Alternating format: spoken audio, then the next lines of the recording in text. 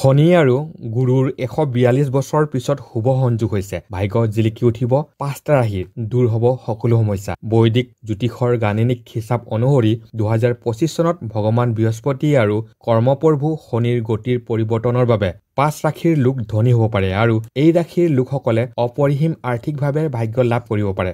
এই ৫টা ভাগ্যৱান ৰাশি কোন কেইটানো জানো আহকচোন। হয়তো আপোনাৰ ৰাশিটোও এই ৫টা ৰাশিৰ ভিতৰত থাকিব পাৰে। গতিকে ভিডিঅ'টো শেষলৈকে নিশ্চয় চাব। বলক তেন্তে আজিৰ ভিডিঅ'টো আৰম্ভ কৰোঁ। প্ৰথম ভাগ্যশীল ৰাশিটো হৈছে মেঘ ৰাশি। মেঘ ৰাশিৰ ওপৰত বৃহস্পতি শনিৰ গতিৰ প্ৰভাৱ। মেঘ ৰাশিৰ লোকে অধিক আত্মবিশ্বাসী আৰু ইতিবাচক অনুভৱ কৰিব ২০২৫ চনত। তেওঁলোকে নিজৰ লক্ষ্যত উপনীত হ'বলৈ অনুপ্ৰাণিত হৈ থাকিব আৰু প্ৰত্যাহ্বানৰ সন্মুখীন হ'ব পাৰিব। আপোনাৰ কেৰিয়াৰত নতুন সুযোগ পাব পাৰে। পদোন্নতি বা দৰমহা বৃদ্ধিৰ সম্ভাৱনা আছে। ব্যৱসায়ো বৃদ্ধি পাব আৰু নতুন গ্ৰাহক বিচাৰি পাব। ব্যৱসায়ত লাভ হ'ব আৰু আয় বৃদ্ধি হ'ব। নতুন বিনিয়োগ লাভজনক বুলি প্ৰমাণিত হ'ব পাৰে। আইনী বিষয়ত সফলতা লাভ কৰিলে চিন্তা আৰু উদ্বেগ দূৰ হ'ব। অভিভাৱকৰ স্বাস্থ্য ভাল হ'ব।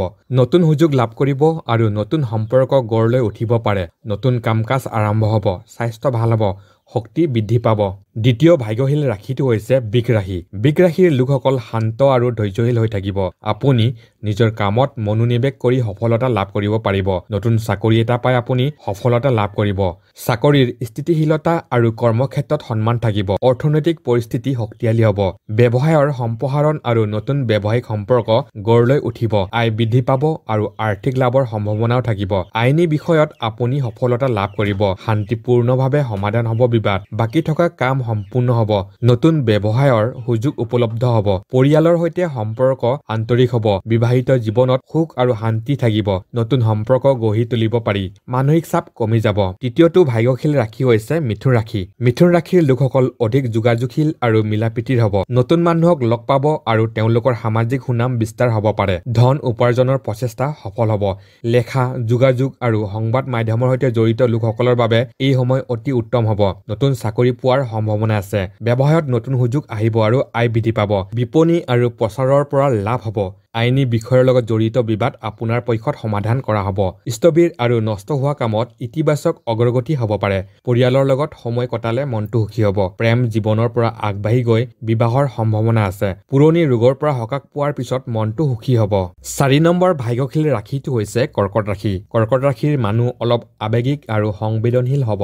পৰিয়াল আৰু বন্ধু-বান্ধৱীৰ সৈতে সময় কটাব। কৰ্মক্ষেত্ৰত সহকৰ্মীসকলৰ সৈতে সম্পৰ্ক আন্তৰিক হ'ব। আয়ৰ ক্ষেত্ৰত সুস্থিৰতা থাকিব। ব্যৱসায়ত স্থিতিশীলতা থাকিব আৰু গ্ৰাহকৰ বৃদ্ধি পাব। দীৰ্ঘদিন ধৰি চলি থকা গোচৰ এটাত আপুনি জয়লাভ কৰিব পাৰিব। আইনী বিষয়ত আপুনি সফলতা লাভ কৰিব। আবদ্ধ কাম সম্পূৰ্ণ হ'ব। পৰিয়ালৰ সদস্যৰ সৈতে সম্পৰ্ক আন্তৰিক হ'ব। বিবাহিত জীৱনত প্ৰেম আৰু বুজাবুজি বাঢ়িব। সম্পৰ্ক আৰু প্ৰেম জীৱনত শক্তি থাকিব। বিয়াৰ সম্ভাৱনা আছে। স্বাস্থ্য ভাল হ'ব। পুৰণি ৰোগৰ পৰা সকাহ পাব পাৰি। ৫ নম্বৰ ভাগ্যশীল ৰাশিটো হৈছে সিংহ ৰাশি। সিংহ ৰাশিৰ লোকসকল আত্মবিশ্বাসী হ'ব আৰু নেতৃত্বৰ ক্ষমতাও উন্নত হ'ব। তেওঁলোকে নিজৰ লক্ষ্যত উপনীত হ'বলৈ কঠোৰ পৰিশ্ৰম কৰিব। চাকৰিৰ পৰা ধন উপাৰ্জনৰ প্ৰচেষ্টাত আপুনি অপৰিসীম সফলতা লাভ কৰিব। পদোন্নতি পোৱাৰ সম্ভাৱনা আছে। ছাত্ৰ-ছাত্ৰীসকলে নিজৰ কেৰিয়াৰত অগ্ৰগতি লাভ কৰিব।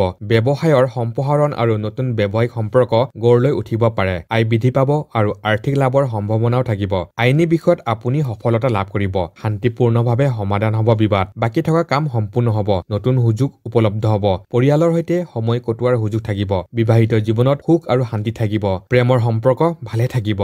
বন্ধুসকল, এই ৫টা ৰাশিৰ জাতক জাতিকাসকলৰ জীৱন অহা ২০২৫ বৰ্ষত জিলিকি উঠিব। কাৰণ শনি আৰু গুৰুৰ ১৪২ বছৰৰ পিছত শুভ সংযোগ হৈছে। সেইবাবে এই ৫টা ভাগ্যশীল ৰাশিৰ জাতক জাতিকাসকলৰ জীৱনটো উজ্বলি উঠিব। বন্ধুসকল, আপোনাৰ ৰাশিটোও যদি এই ভাগ্যশীল ৰাশিৰ ভিতৰত পৰিছে তেন্তে নিশ্চয় ভিডিঅ'টো তাত লাইক কৰিব আৰু বন্ধুবৰ্গৰ সৈতে শ্বেয়াৰ কৰিব। আৰু যদি নতুনকৈ আপুনি আমাৰ চেনেলটোত ভিজিট কৰিছে তেন্তে এতিয়াই ছাবস্ক্ৰাইব কৰি ল'ব। ভিডিঅ'টো চোৱাৰ বাবে ধন্যবাদ।